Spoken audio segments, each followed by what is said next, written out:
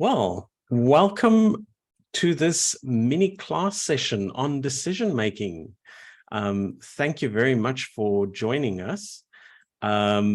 This class is presented by the discipline of psychological sciences here at ACAP. And I hope that you find it interesting and that you learn something this evening from this mini class session. Before we start, in the spirit of reconciliation, ACAP acknowledges the traditional custodians of country throughout Australia and their connections to land, sea, and community. We pay our respects to their elders past and present and extend that respect to all Aboriginal and Torres Strait Islander peoples today. So again, thank you for joining us. Maybe just a little bit about me as the presenter, so you know who's talking. I've worked in higher education since 2005. I completed my PhD at La Trobe University. I have a bit of a background in communication science, an interest in decision-making and persuasion, and a more recent research interest in well-being, flourishing, and cultural differences. If you're not already aware, maybe a little bit about ACAP. We're delivering specialist courses since 1983, so we've been around the block. We're a national provider, meaning we have campuses in Sydney, Brisbane, Adelaide, Perth, Melbourne, and even in Byron Bay. And we offer quite a wide range of specifically social science kind of degrees and courses. So coaching, counseling, criminology, psychology, law, management, and social work courses. And we have probably more than 20,000 graduates to date. I'm also the psychology honors coordinator. So if you do study with us and you keep going, then you might meet me again when you do your psychology honors degree at ACAP. Now, this evening, we also have two course advisors in the audience, Chris and Teju. If you have any questions, you can pop them in the chat. And they can try and answer any specific questions that you might have. So this evening, in this specific session, I want to talk a little bit about what influences your beliefs about the world. Well, let me put it this way. One of the questions I want to ask is, what influences your beliefs about the world? And how do these beliefs influence your decision-making ability? Because it's these beliefs that are very important in determining how you make decisions. So we'll talk a little bit about this idea of beliefs and our decisions, and why is it important then to understand decision-making as people studying psychology. So maybe as a starting point, the first question I want to ask, and maybe if you're feeling up to it, you can pop an answer in the chat. My question is, what is psychology? So if you think about psychology, what's the word that pops into your mind? What do you associate with psychology when someone says the word? Give me a few words or things that you associate with psychology. What is psychology for you? If there's anyone in the chat, there we go. Mindset, study of brain and behavioral patterns. Yeah, human mind, behavior. Behavior, yes. Psyche, okay. All right, so we have a few people giving us personality traits. That's a part of psychology, understanding human behavior.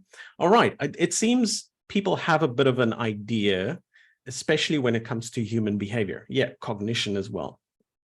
So if I give you a kind of a more official definition of psychology, a very short one, it would be that psychology is the scientific study of behavior and mental processes.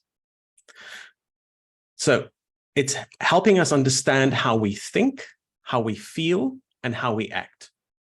And it plays a crucial role in our daily lives and decision-making as a key aspect of psychology that affects our lives at a very fundamental level. So overall, we want to understand behavior and mental processes, how people behave and how people think.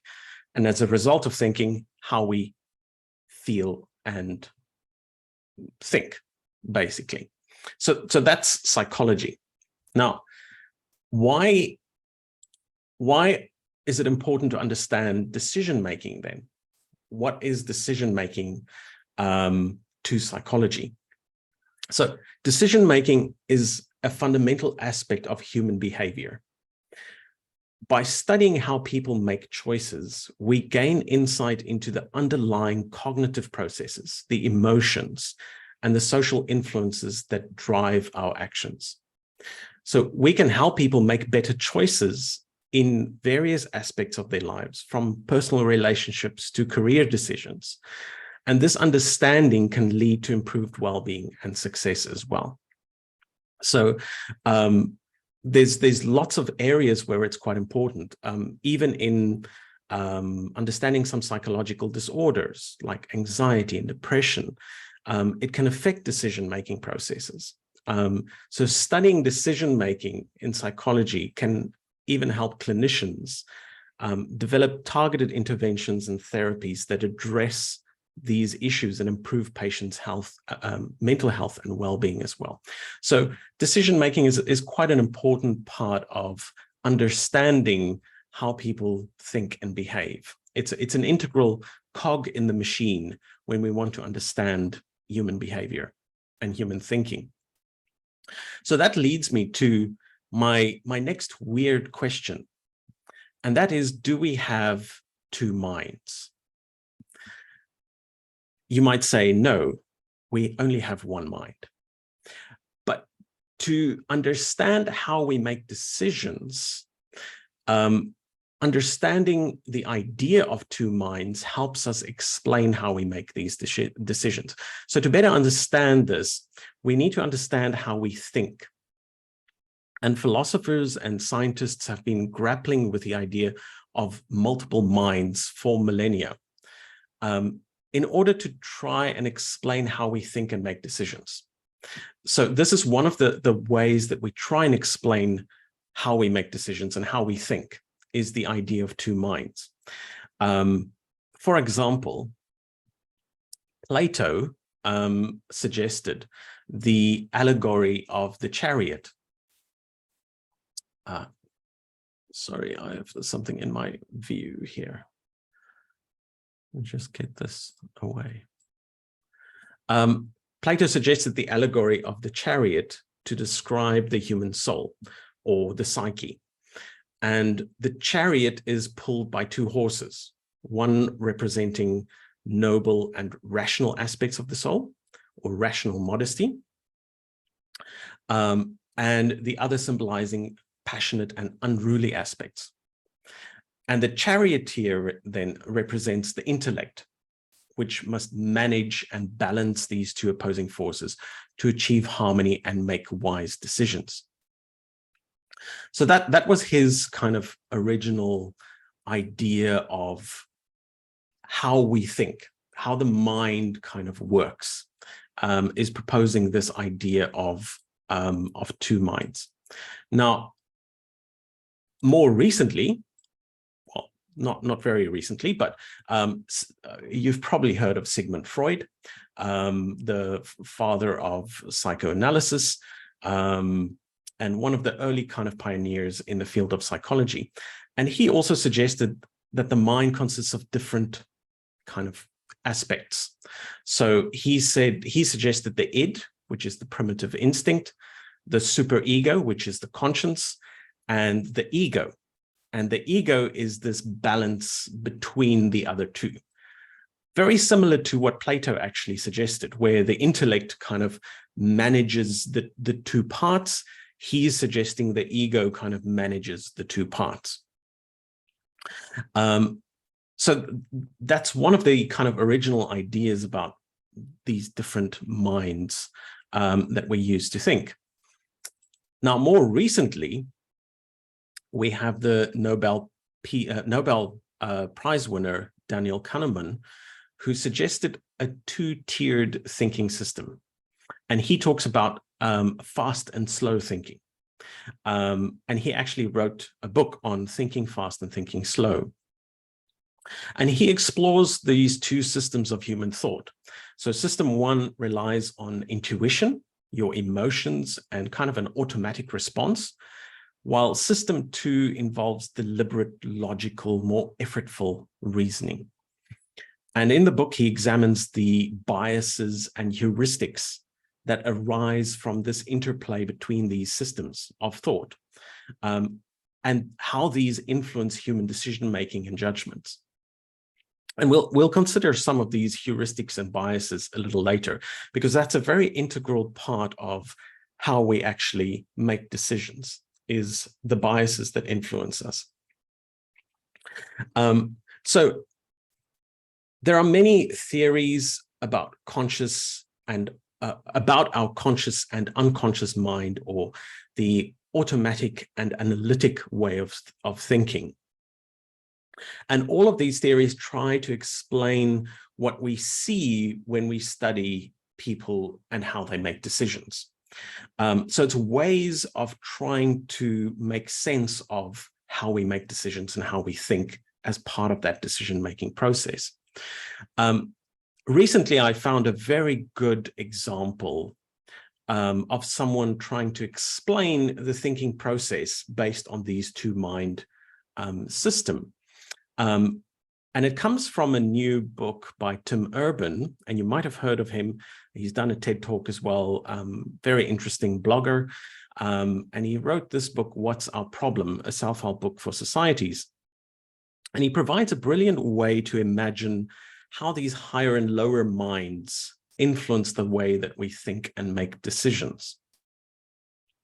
So he suggests a four-tier system of thinking, where we can divide the mind into four distinct tiers that represent different approaches to the way we form beliefs and make decisions. So tier one is the scientist, who seeks objective truth through evidence-based reasoning. Tier two is the sports fan. Their team or beliefs, they support their team or their beliefs, but they can still be swayed by strong evidence. Tier three is the lawyer, who primarily aims to justify and defend their existing beliefs. And then tier four is the zealot, who is entirely unwilling to change their beliefs, regardless of the evidence. So most people kind of move between these different tiers, depending on what decisions they're confronted with, or what information they're confronted with.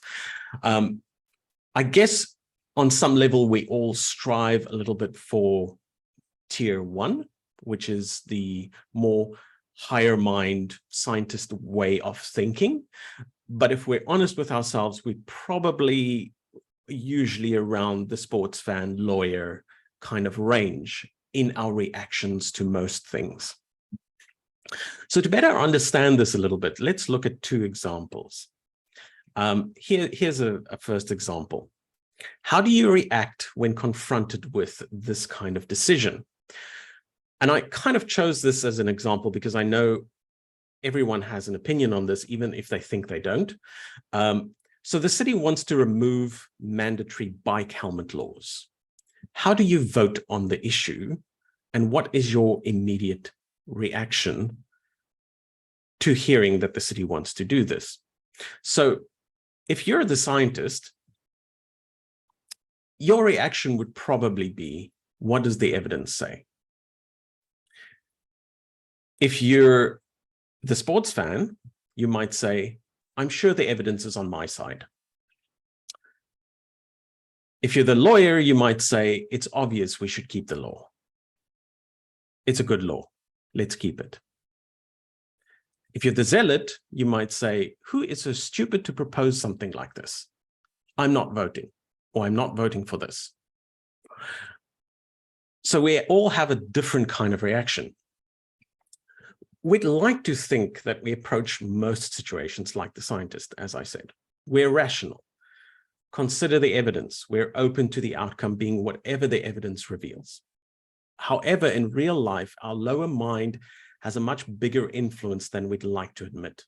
And many of us will be resistant to evidence until it becomes overwhelming. We want to see more and more and more evidence to overcome this bias that we might have. So that's one example. Let's look at a second example. New conclusive evidence suggests that a specific dietary supplement previously believed to be beneficial is now found to be ineffective. What is your initial reaction to this as the scientist kind of mindset? You might say, okay, well, the evidence seems quite convincing and trustworthy. I might stop using it.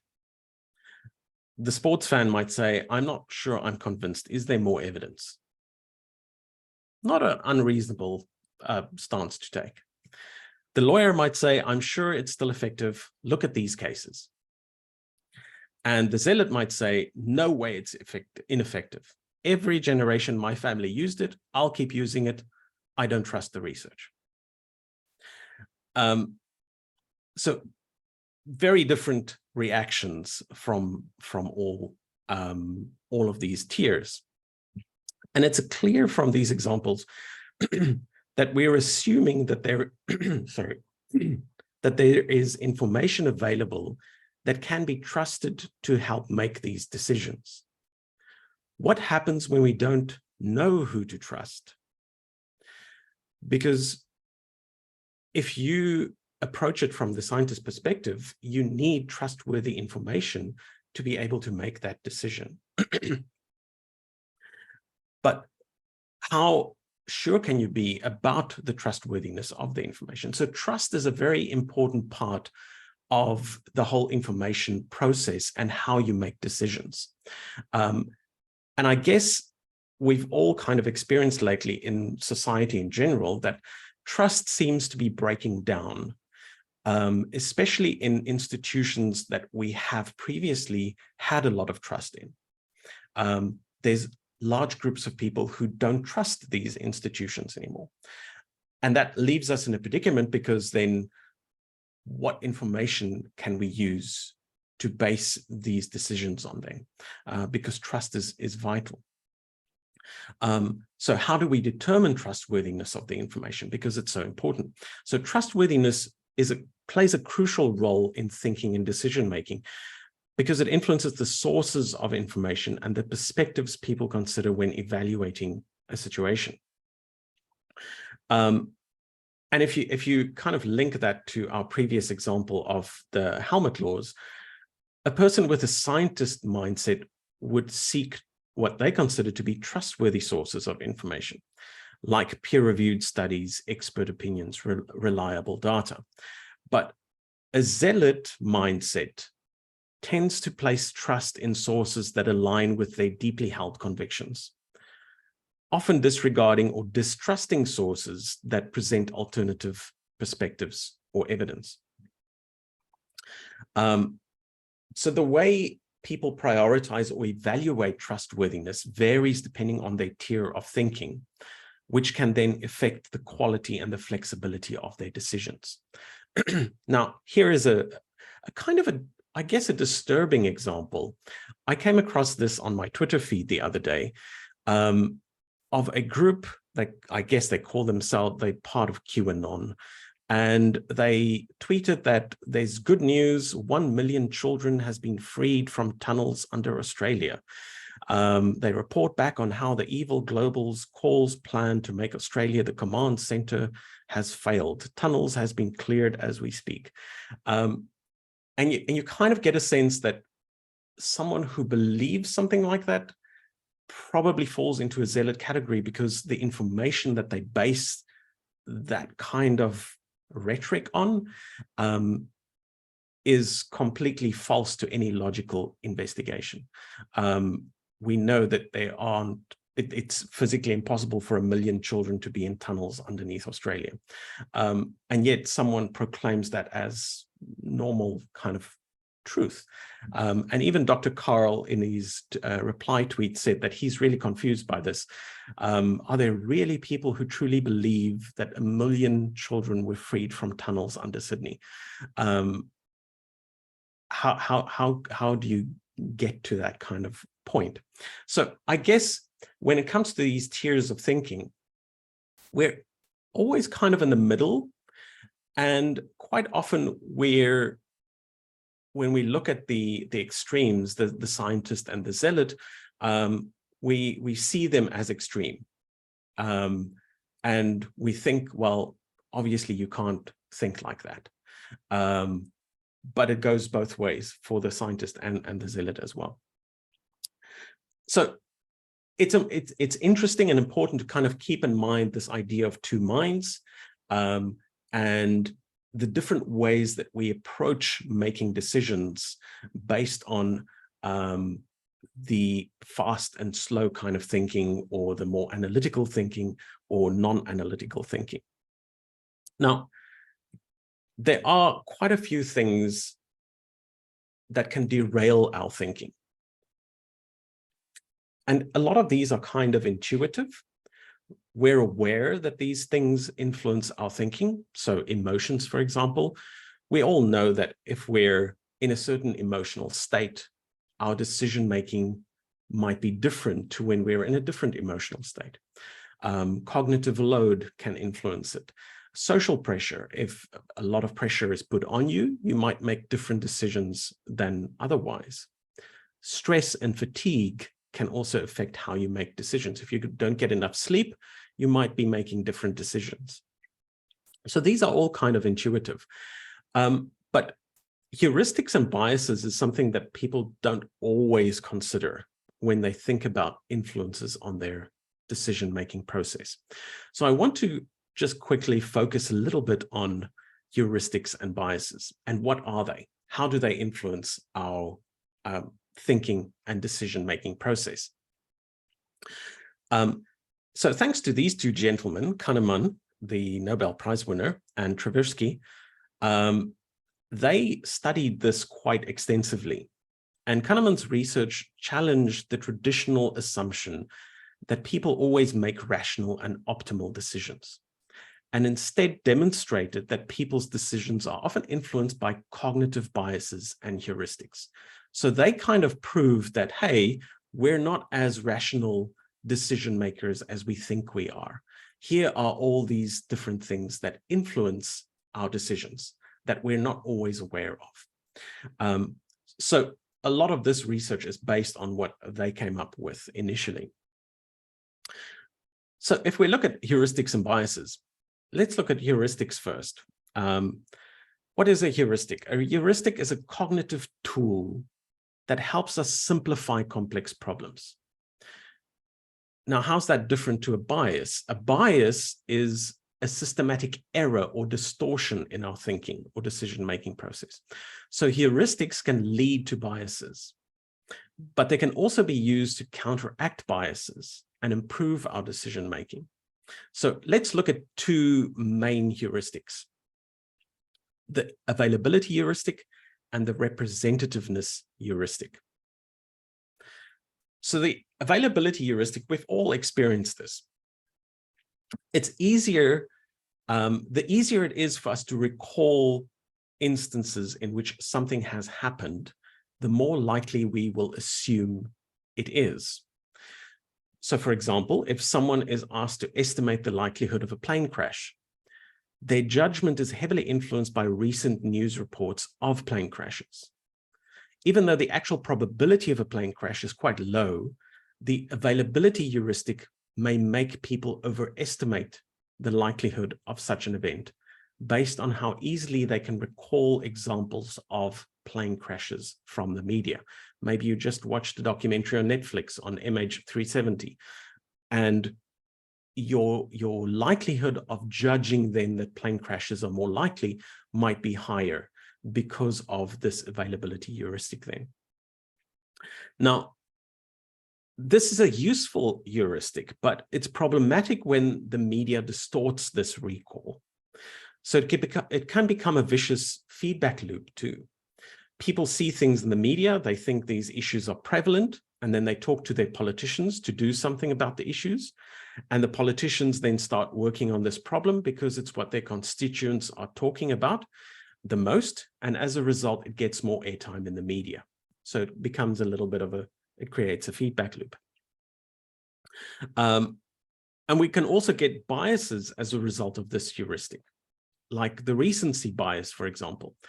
If I have to interview 20 people for a job, I might be more likely to remember the most recent good interview and decide to hire that person, even though the first person that I interviewed might have been the best person. But I fall prey to the recency bias. So that's one heuristic that we use quite often. The second one is the representativeness heuristic. This is where we overweigh the probability of events that match our expectations. So it's kind of a mental shortcut that involves making judgments based on how well an event or object matches our mental kind of category or prototype of that event. So just as people may form opinions about a book based on its cover design or title, rather than on the actual content, they may also form judgments about people or situations based on how well they match their preconceived stereotypes or prototypes. So many biases can result from this as well. Now, I'm going to show you two pictures, and I want you to, I'm going to activate a poll, and you can pick in the poll the right answer from the next slide. So if you look at these two pictures,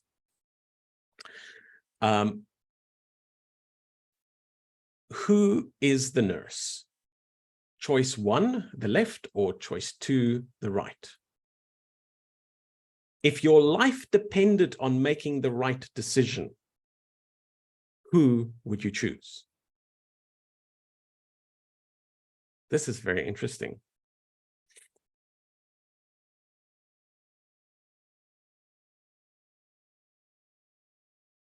Give it a moment to see the results. Charlotte or Chris, can you let me know if people can actually see the poll, or is it only myself that can see the poll? I believe it's only you at the moment that can see it. Yeah. All right. Okay, it seems like most people has done. Okay, so there's the poll.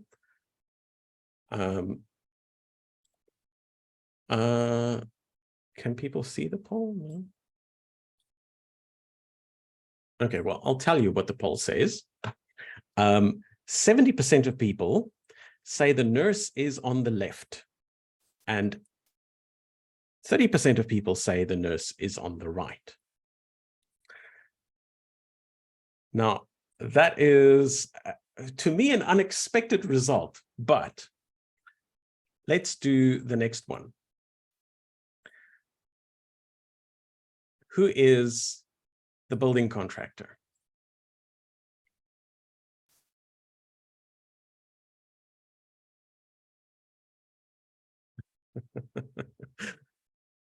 So it's a 50-50 at the moment.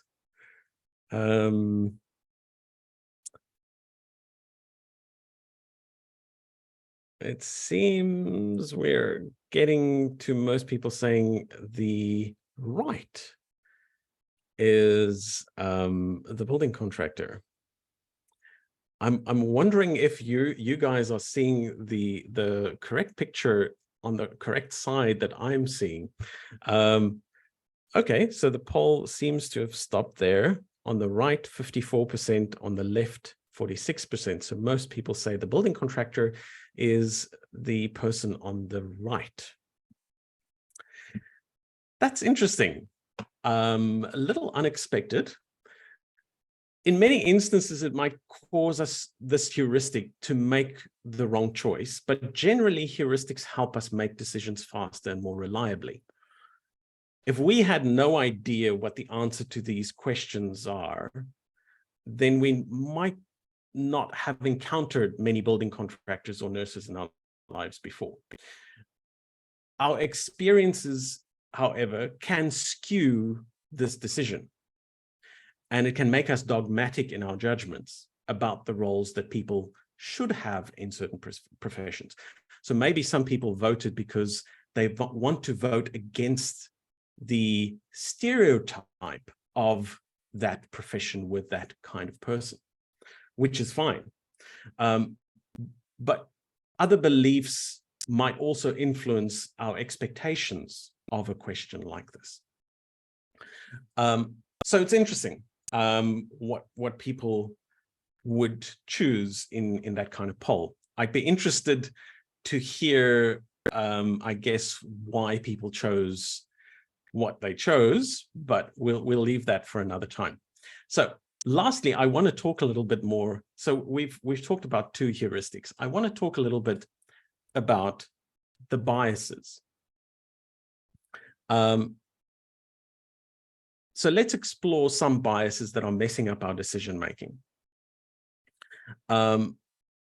You can kind of categorize biases in many ways. So you can say there are lots of biases, but you can kind of group them as biases that have to do with self-perception or social perception or group perception or whatever.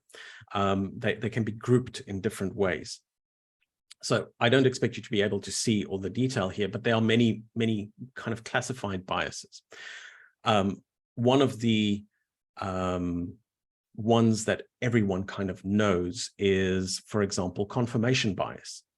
When we are drawn to details that confirm our existing beliefs. So we kind of look for information that confirm what we already believe, and that's confirmation bias. So there's lots of these biases in this kind of codex. But I want us to quickly look at just a few fundamental beliefs that might be underlying some of these biases. So this is a very recent paper that came out saying that one of the essential insights from psychological research is that people's information processing is often biased. And by now, a number of different biases have been identified, and we've empirically demonstrated them. So several of these, quite unrelated so far, can be traced back to the combination of a fundamental prior belief and humans' tendency towards belief-consistent information processing. So what varies between these different biases is essentially the specific belief that guides information processing. So we all hold certain beliefs about the world, and we judge the information that we receive based first on these beliefs. So these are the 6 beliefs that they kind of outline as fundamental beliefs that underlie some of these biases. And I'll just highlight one bias from each of these beliefs to give you a flavor of what are some of these biases. So if your fundamental belief is, if you have a very strong fundamental belief that my experience is a reasonable reference, then you might fall prey to some of these biases: spotlight effect, false consensus, social projection. So let me just mention one or two of them. False consensus. False consensus effect occurs when we overestimate the extent to which our opinions and beliefs are shared by other people.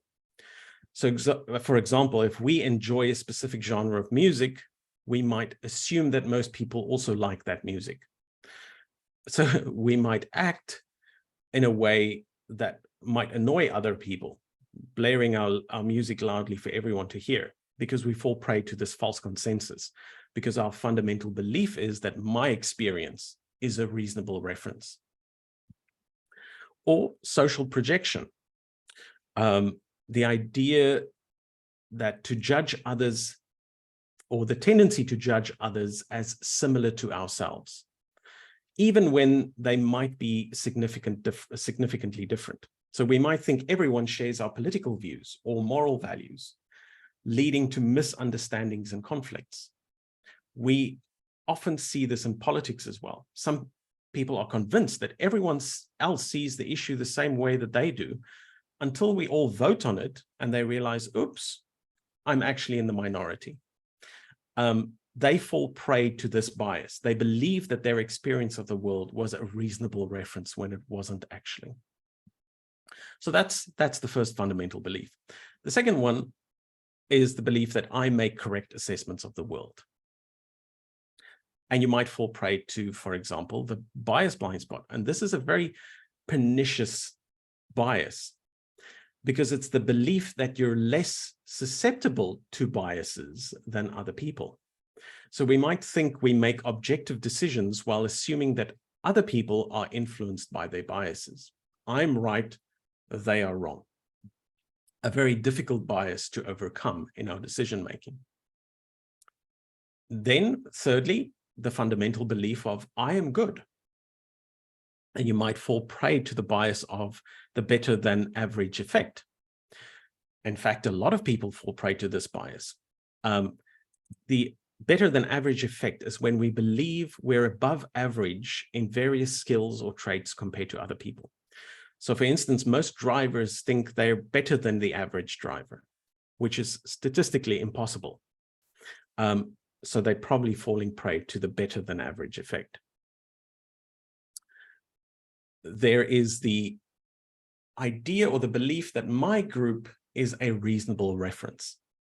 Similar to thinking yourself is a reasonable reference, your group that you belong to is a reasonable reference. And one of the biases you can fall prey to here is the ethnocentric bias.